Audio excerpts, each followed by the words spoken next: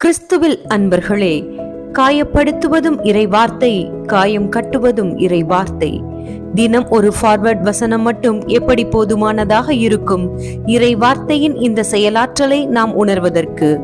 காயப்படுத்தி பின் காயம் ஆற்றும் இறைவார்த்தையின் செயலாற்றலை உணர வேண்டிய காலத்தை அணுகியுள்ள நாம் தினம் ஒரு அதிகாரமாவது வாசிப்போம் அல்லது வாசிக்க கேட்போம். முடிந்தால் நாம் அக்கறைப்படும் ஆன்மாக்களுக்கு இத்தொடரை அனுப்பி வைப்போம்.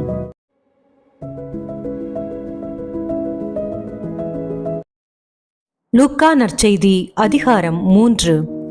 திருப்பணிக்கு தயார் செய்தல். திருமுழுக்கு யோவான் முழக்கமிடுதல்.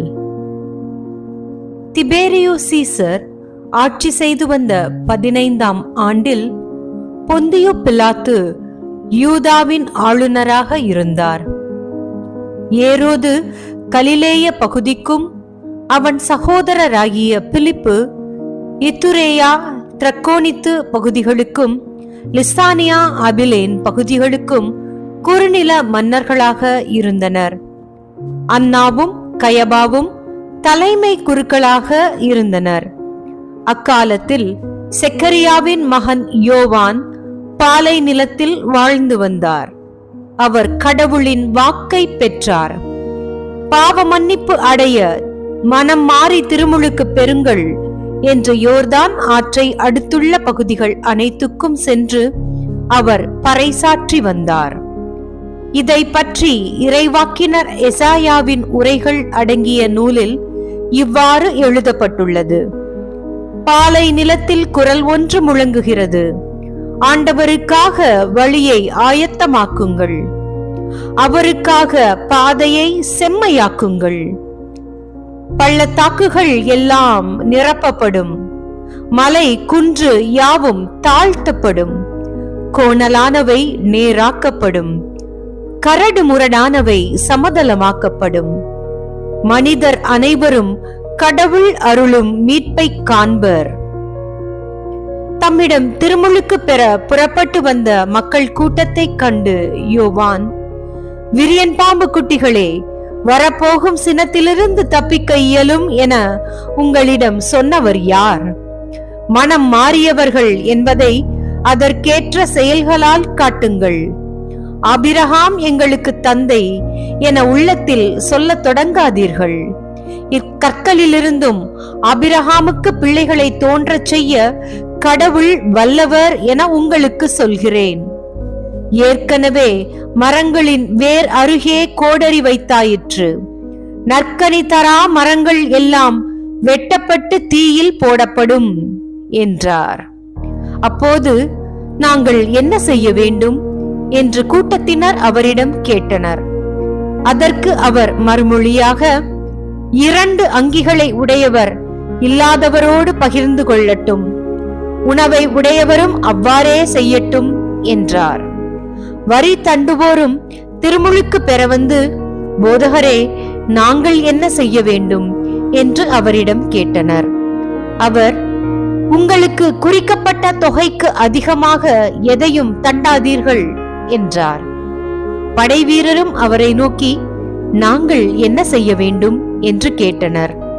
அவர், நீங்கள் எவரையும் அச்சுறுத்தி பணம் பறிக்காதீர்கள், யார் மீதும் பொய் குற்றம் சுமத்தாதீர்கள், உங்கள் ஊதியமே போதும் என்றிருங்கள் என்றார்.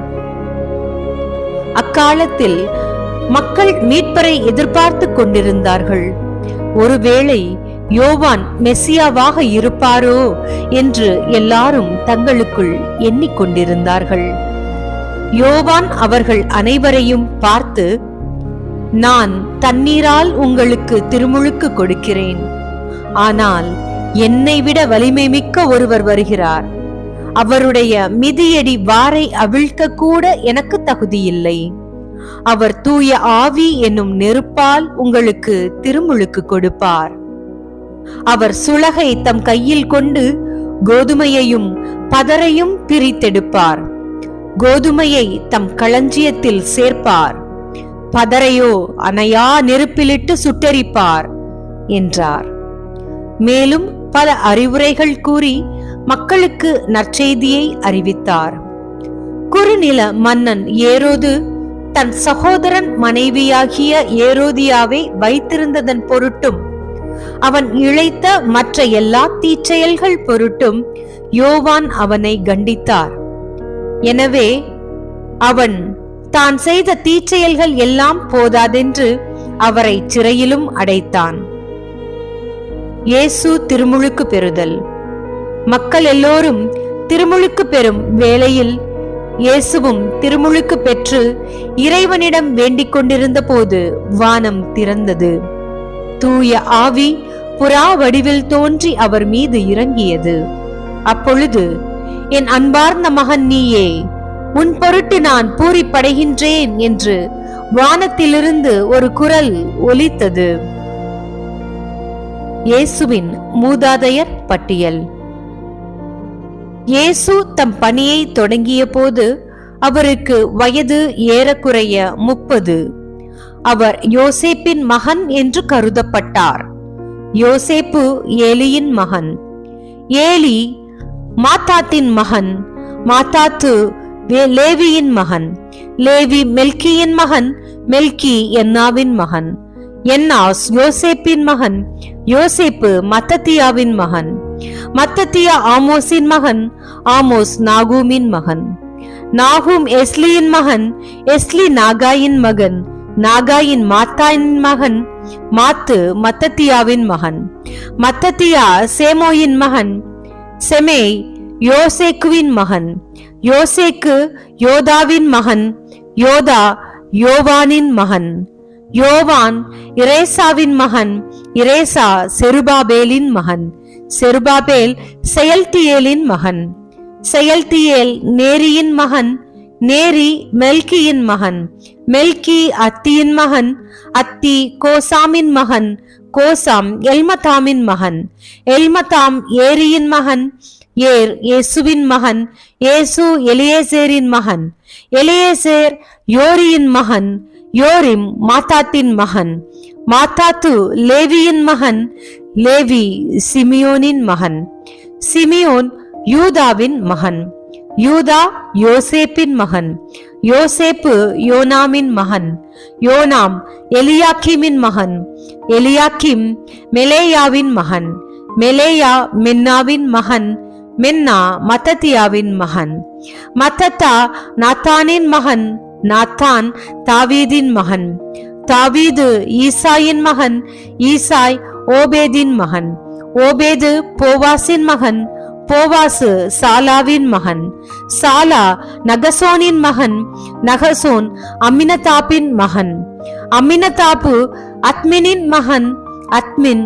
ஆர்னியின் மகன், ஆர்னி எட்சரோனின் மகன், எட்சரோன் பெரேட்ஸின் மகன், பெரேட்சு யூதாவின் மகன், யூதா யாக்கோப்பின் மகன், யாக்கோப்பு ஈசாக்கின் மகன், ஈசாக்கு ஆபிரகாமின் மகன், ஆபிரகாம் தெராக்கின் மகன், தெராகு நாகோரின் மகன், தெராகு நாகோரின் மகன், நாகோர் செருகின் மகன், செருகு ரகுவின் மகன், ரகு பெலேகின் மகன், பெலேகு ஏபேரின் மகன், ஏபேர் சேலாவின் மகன், சேலா காயனாவின் மகன், காயனாம் அர்பகசாதின் மகன், அர்பகசாது சேமின் மகன், சேம் நோவாவின் மகன், நோவா லாமேக்கின் மகன், லாமேக்கு மெத்துசலேவின் மகன், மெத்துசெலா ஏனோக்கின் மகன், ஏனோக்கு எரேதின் மகன், எரேது